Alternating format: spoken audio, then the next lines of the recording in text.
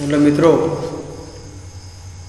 वायरिंगना प्रकार में આપણે plate wiring, batten wiring, casing કેપિંગની અંદર આપણે વુડન કેસિંગ કેપિંગ જોઈ ગયા.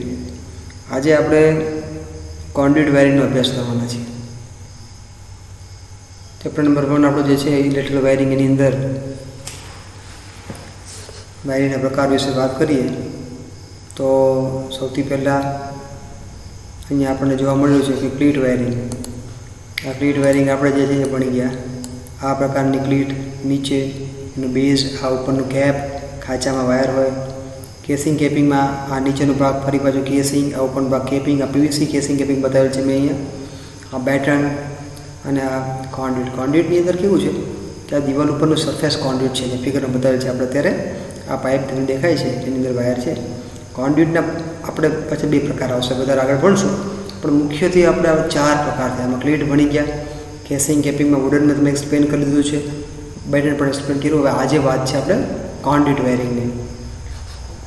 ફરી 4 ક્લીટ, બેટન. બેટનની અંદર વાત કરીએ તો એમાં એ જે પ્રકારનો વાયર તમે વાપરો હોય એના આધારે લખેલું છે આ બધું, કે પીવીસીનો વાયર વાપરો છે કે ટીઆરએસ વાયર વાપરો છે કે લીડ સીધ વાપરો છે. આ કેસિંગ કેપિંગના બે પ્રકાર આવે છે, પીવીસી અને વુડન. અને કોન્ડ્યુટ, કોન્ડ્યુટમાં સરફેસ એટલે કે દિવાલ ઉપર તમે પાઇપને ફિટ કરો છો, દેટ ઇઝ સરફેસ કોન્ડ્યુટ. અને તમે દિવાલમાં તમારા જ્યારે મકાનનું ચણતર ચાલતું હોય ત્યારે જ્યારે પ્લાસ્ટર થોડું બાકી હોય, એટલે કે ચણતર થઈ જાય પણ પ્લાસ્ટર બાકી હોય, તો એ સમયમાં ઇલેક્ટ્રિશિયન શું કરે કે દિવાલ, ઈંટની દિવાલ બની ગઈ હોય એમાં એ પોતે ખાંચો પાડી દે, કન્સીલ કરવું એટલે ખાંચો પાડી દેવો, અને હથોડીને ટાંકણીને ખાંચા પાડી દે, આખી લાઈન દોર દે, એમાં અંદર વાયર ફીટ કરી દે. એટલે સીધા વાયર નહીં, એટલે ખાંચામાં પહેલાં પીવીસી પાઇપ નાખે, પછી અંદર વાયર, પાઇપમાં વાયર નાખી દે, અને એ પાઇપને એ ફિટ કરી દે, અને પછી એની ઉપર પ્લાસ્ટર થાય. એટલે કે કડિયાનું કામ ચાલતું હોય અને તમારી દિવાલનું પ્લાસ્ટર થાય એની પહેલાંનો આ તબક્કો છે કન્સીલ વાયરિંગ કરાવવું હોય તો કન્સીલ કોન્ડ્યુટ છે એ એકવાર તમારું આખું મકાન બની ગયું અને પછી તમે કહો કે મારે હવે કન્સીલ કરાવજો તો નહીં થાય. કન્સીલ કરાવવું હોય તો બાંધકામ થતું હોય ત્યારે કોન્ટ્રાક્ટરને કે સિવિલ એન્જિનિયરને પહેલેથી કહેવું પડે કે મારે કન્સીલ્ડ વાયરિંગ કરાવવાનું છે. તો ઈંટના ચણતર બાદ અને પ્લાસ્ટરની પહેલાં, દિવાલ ઉપર પ્લાસ્ટર થાય ને પહેલાં આ કામગીરી કરવામાં આવતી હોય છે. કોન્ડ્યુટ વાયરિંગ, સરફેસ અને કન્સીલ. સરફેસની અંદર મેં તમને વાત કરી એમ, પહેલાંના જમાનામાં જ્યારે એટલા ભાવ નહોતા, વર્ષો પહેલાં, ત્યારે મેટલ કોન્ડ્યુટ વાપરતા હતા. પછી એ સમયમાં બે પ્રકારના માણસો હોય, જેને વધારે પૈસા હોય મેટલ વાપરે, ઓછા પૈસા હોય પીવીસી વાપરે. ફરી હું તમને રિપીટ કરું, સરફેસ ઉપર એટલે કે દિવાલ ઉપર કાણા પાણીને નહીં, આ સરફેસ કોન્ડ્યુટ છે. તો પીવીસી અને મેટલમાં સ્વાભાવિક રીતે મેટલનો ભાવ વધુ હોય, પણ મેટલ કોન્ડ્યુટનો ઉપયોગ કરીને વાયરિંગ થતું હતું. ઓછા પૈસા વાપરે તો પીવીસીમાં આપણે જઈએ, આપણે પીવીસી કોન્ડ્યુટનો ઉપયોગ કરીએ. કન્સીલ્ડમાં એટલે કે દિવાલમાં આપણે જરી પાડીને, જેને શબ્દ છે ટેકનિકલી બધા ઇલેક્ટ્રિશિયનો જરી પાડીને એમ બોલે, એટલે કે ખાંચા પાડીને. તો ઈંટમાં જરી પાડીને અંદર ખાંચો કરવામાં આવે, એની અંદર મેટલની પાઇપ અથવા પીવીસીની પાઇપ મૂકવામાં આવે. હવે તો મેટલની પાઇપ કે વપરાતી નથી. Now it is very costly, so no one is using this metal conduit as main element. હવે બધા પીવીસી કોન્ડ્યુટમાં જાય, સરફેસમાં જાય તો પીવીસીમાં જાય, કન્સીલમાં જાય તો પીવીસીમાં જ જાય. બરાબર છે. કોન્ડ્યુટ વાયરિંગ મુખ્યત્વે એના બે મેં તમને જે સમજાવ્યા છે, આ સરફેસ અને કોન્ડ્યુટ. બરાબર છે. તો ખાસ કરીને વધારે સારું દેખવા માટે આ આપણે ઉપયોગમાં લેતા હોય છે. And electrical conduit is a tube, એક પ્રકારની ટ્યુબ છે સિલિન્ડ્રિકલ શેપની, which is use to protect and route electrical wiring in a building or non building structure. વાયરને અંદર આપણે પાઇપમાં નાખીએ અને પાઇપ જે છે એ ફિટ કરીએ છીએ. Electrical conduit may be made of metal or plastic. મોટા ભાગે મેં વાત કરી મેટલ, અને now it is obsolete. Surface કોન્ડ્યુટની જે વાત કરી કે દિવાલ ઉપર જે છે, મોટા ભાગે દિવાલ ઉપર થાય, રૂફ ઉપર, છત ઉપર ઓછું હોય અને દિવાલ ઉપર જે થતું હોય છે, અને સરફેસ કોન્ડ્યુટ કહેવામાં આવે છે. They make holes on the surface of wall at equal distances. દિવાલ ઉપર કાણા પાડી દેવામાં આવે. બરાબર છે. એટલે એકચ્યુઅલી શું કરવામાં આવે કાણા, એટલે કે તમારી પાસે જે પાઇપ હોય ને, પીવીસી પાઇપ, એ પાઇપ કે સીધી ફિટ ના થાય, એને પહેલાં સેડલ્સ આવે. એ સેડલ્સ તમને પછી બતાવીશ. એ સેડલની મદદથી સેડલ પહેલાં એનો બેઝ ફિટ થાય, એની ઉપર પાઇપ આવે. પાઇપમાં કંઈ હોલ ના થાય, સમજો ખાસ બધા. અને એની ઉપર સેડલની કેપ આવે અને એ રીતે એ પાઇપને એક પ્રકારનું ક્લેમ છે દિવાલ સાથે ફિટ કરવામાં આવે with the help of saddle. જે લખ્યું છે સેડલની મદદથી આપણે ફિટ કરીએ છીએ.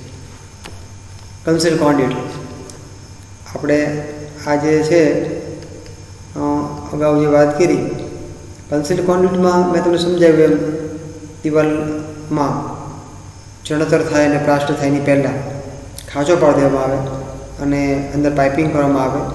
મેટલનું અથવા પીવીસીનું પણ હવે કોઈ મેં કીધું મેટલ વાપરતું નથી.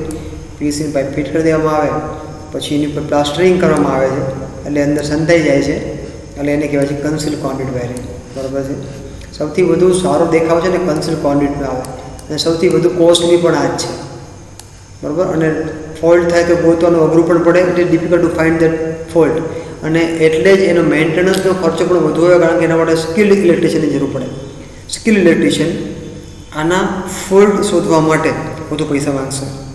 આનું વાયરિંગ કરવા માટે પણ ઇલેક્ટ્રિશિયન વધુ પૈસા માંગશે. મોંઘું છે બંને રીતે. ઇન્સ્ટોલેશન પણ મોંઘું છે, મેન્ટેનન્સ પણ મોંઘું છે. હા, પણ looks wise it is far better. દેખાવા માટે ખરેખર સારું છે. ટાઈપ્સ ઓફ કોન્ડ્યુટ મેં તમને વાત કરી એમ. મેટાલિક, નોન મેટાલિકમાં પીવીસી આવશે. નોન મેટાલિક જે છે એ આપણે વાત કરી કે મેટાલિકની પણ આપણે વાત કરી ગયા, બહુ ચર્ચા નહીં કરીએ. મેટાલિકમાં બે ખાસ પ્રકારના ક્લાસ છે. કોન્ડ્યુટ લો ગેજ, બરાબર, એટલે એમાં શું થાય, થીન લેયર હોય એટલે પતલું થોડું હોય. ક્લાસ બી કોન્ડ્યુટ હાઈ ગેજ, થીક થોડું જાડું આવે, તો કોસ્ટલી થઈ જાય. પછી હવે આપણે એના એડવાન્ટેજની વાત કરીએ આપણે તો એડવાન્ટેજ જે છે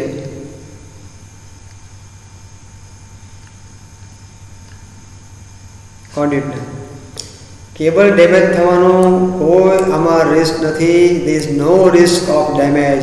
મિકેનિકલ ડેમેજ થાય નહીં, કારણ કે કેબલ અંદર દિવાલમાં દટાઈ ગયો છે. હવે તમે એને ખોલી શકવાનું નથી, તમે થોડો મારી શકવાનું નથી. ખાસ કરીને તમે પીવીસી પાઇપની અંદર પાછો વાયર નાખ્યો હોય એટલે કરોઝન ન લાગે કોઈ પ્રકારનું. ભેજથી રક્ષણ આપે, કેમિકલ ઇફેક્ટ કે સ્મોક ધુમાડોથી પણ રક્ષણ આપે, કારણ કે એ અંદર જઈ શકવાના નથી. ઇલેક્ટ્રિક શોક લાગવાની શક્યતા બહુ જ ઓછી છે. ન લાગે એવું નથી કહેવાતું. ઘણી બધી વાર તમે જોયું દિવાલમાં ભેજ આવે, બહુ ભેજ આવે ને તો, અને એ સમય લીકેજ કરંટ થાય ને તો ઘણી વાર છે ને દિવાલમાં કરંટ આવેલા કેસ બને, પણ બહુ રેર કેસ બને, લાખોમાં બે કેસ બનતા હોય. સૌથી વધુ રિલાયબલ છે, દેખાવમાં પણ સારું છે, સૌથી વધુ પોપ્યુલર આ જ વાયરિંગ છે. સસ્ટેનેબલ છે અને લોંગ લાસ્ટિંગ છે, લાંબુ એનું આયુષ્ય છે, ટકે છે સારું. અને ગેરફાયદાની વાત કરીએ આપણે તો મેં તમને કીધું ઇન્સ્ટોલેશન મોંઘું છે, એનું મેન્ટેનન્સ પણ મોંઘું છે, એટલે ઇઝી પણ નથી, અઘરું પણ છે. બરાબર, નોટ ઇઝી, નોટ સિમ્પલ. બરાબર છે. મેટાલિક પાઇપ તમે જો દિવાલમાં નાખો કાઉન્સિલ વખતે અને પ્રોપર અર્થિંગ ન કર્યું હોય તો મેં તમને કીધું એવો પ્રશ્ન બને. હમણાં મેટાલિક પાઇપ હોય, અંદરના વાયરનું ઇન્સ્યુલેશન વીક થઈ જાય, ક્યાંકથી બ્રેક થઈ ગયું હોય, લીકેજ કરીને પાઇપમાં આવી જાય, પ્રોપર અર્થિંગ કર્યું નથી તો એ કરંટ દિવાલમાં ફરતો હોય. બરાબર, એટલે એ ખાસ ધ્યાન રાખવાનું. મેટાલિક પાઇપનો બને તેનો ઉપયોગ કરવાનો નહીં કન્સિલની અંદર, અને કરવો જ પડે તો પ્રોપર અર્થિંગ કરવાનું. ફોલ્ટ થાય તો ફોલ્ટ ગોતવું બહુ ડિફિકલ્ટ છે, very hard to find the defects. બરાબર છે. અને એકવાર વાયરિંગ કરી દીધા પછી પાછળથી ફ્યુચર એક્સટેન્શન, નવું કોઈ એડિશનલ લોડ નાખો તો અઘરું છે. Very complicated two manage additional connection in the future. ભવિષ્યમાં તમે એ કરી નહીં શકો, કરો છો બહુ મોંઘું પડશે, દેખાવ બગડી જશે દિવાલ. તો આ પ્રમાણનું જે છે એ બધા એના ગેરફાયદાઓ છે. બધા એનો દેખાવ જે છે તો હું બતાવું કે સરફેસ કોન્ડ્યુટ ઉપર આ રીતનું આ દિવાલ ઉપર જે છે આપણે આ પાઇપ લગાવીને કરતા હોઈએ છીએ વાયરિંગ. આ બધું આ કોન્ડ્યુટ સરફેસ કોન્ડ્યુટ છે, આ મેટલની બતાવેલી છે. આ રીતે પાઇપ દિવાલ ઉપર ફિટ કરવામાં આવે છે. જો આ બધા ક્લેમ છે ને, ક્લેમની મદદથી દિવાલ ઉપર ફિટ કરેલ છે. હવે જો હું તમને જે વાત કરતો હતો કે મેટલ કે પીવીસીની પાઇપ તમે જ્યારે દિવાલ ઉપર ફિટ કરો ત્યારે આના શેડલ કહેવાય. આ શેડલનું ટોપ છે અને આ બેઝ કહેવાય. આ ટોપ છે, બેઝ એન્ડ ટોપ. આ બેઝ અને ટોપ, આ સ્ક્રૂ છે, આની વચ્ચે પાઇપ નાખવાની. સૌથી પહેલાં દિવાલ ઉપર ફિટિંગ થાય બેઝનું, એની ઉપર પછી પાઇપ મૂકવાની અને આ ક્લેમ્પની મદદથી આ જે હોલ છે ને એ તમારો જે છે આ હોલ ક્યાં ફિટ થાય? દિવાલમાં, બરાબર. પહેલાં થઈ ગયું હોય બરાબર. પછી આ ક્લેમ્પ ઉપર લાગે આ શું, એટલે તમારો પાઇપ છે ને એ આની નીચે ફિટ થઈ જાય. The saddle, which is a device used for fixing the conduit, they provide a very secure method of fixing for conduit. આ ટી છે, PVC ટી કપલરનો ઉપયોગ થાય. આપણે બધું આગળ જોઈએ. સરફેસ જંક્શન બોક્સ, આ 2 way round junction box, 3 way 3 connection થાય. 3 વે એક આમથી આવે, આમથી આવે, આમથી આવે. 4 વે એક આમથી, એક આમથી, એક આમથી, એક આમથી, બરાબર. આ જંક્શન બોક્સનું લીડ છે. કોન્ડ્યુટ વાયરિંગ વધારે વિગતોને બતાવું. જો આ રીતે પાઇપ જે છે આ રીતે લગાવેલી છે. કોન્ડ્યુટ વાયરિંગ ડોમેસ્ટિકમાં આપણે વધારે ડોમેસ્ટિક અને કોમર્શિયલ ઉપયોગ કરીએ છીએ. આપણે આનો કોન્ડ્યુટ વાયરિંગનો મોસ્ટલી તો PVC વાયર આપણે વાપરતા હોઈએ છીએ. એના ફાયદાઓ જે છે એ ઘણા બધા ભણી ગયા. વોટરપ્રૂફ છે, કેમિકલની અગેન્સ્ટમાં આપણને પ્રોટેક્શન આપણને આપે છે, દેખાવ સારો છે, લાઈફ સારી છે, બરાબર છે. ગેરફાયદા પર આપણે ચર્ચા કરી ગયા છે અગાઉ. ક્યાં ક્યાં વપરાય છે એની ચર્ચા કરી ગયા. ડેમ સિચ્યુએશન વધારે ભેજવાળું હોય તો આ વાપરવું સારું છે. આમાં ભેજની અસર બહુ થતી નથી. રેસિડેન્શિયલ પબ્લિક બિલ્ડિંગમાં વપરાય છે. મેઇન સારી જગ્યાઓ, ઇમ્પોર્ટન્ટ પ્લેસીસ હોય, ઇમ્પોર્ટન્ટ ડોક્યુમેન્ટ્સ હોય, રેકોર્ડ રૂમ, એવા બધામાં આ વાપરવું આપણે, જેથી આગ લાગવાની શક્યતા બધી ઓછી થઈ જાય. તે ખાસ કરીને જ્યાં આગ લાગવાની શક્યતા હોય કે કોઈ તમારી એક ફેક્ટરી છે જ્યાં આગ લાગે એવી શક્યતાઓ છે, ત્યાં વાપરો તો આનો વાંધો નહીં, કારણ કે આગ લાગે તો આ તો ક્યાં હોય? દિવાલની અંદર, એટલે આ નુકસાન થતું નથી. તો આ સાથે મિત્રો આપણે આજનું સેશન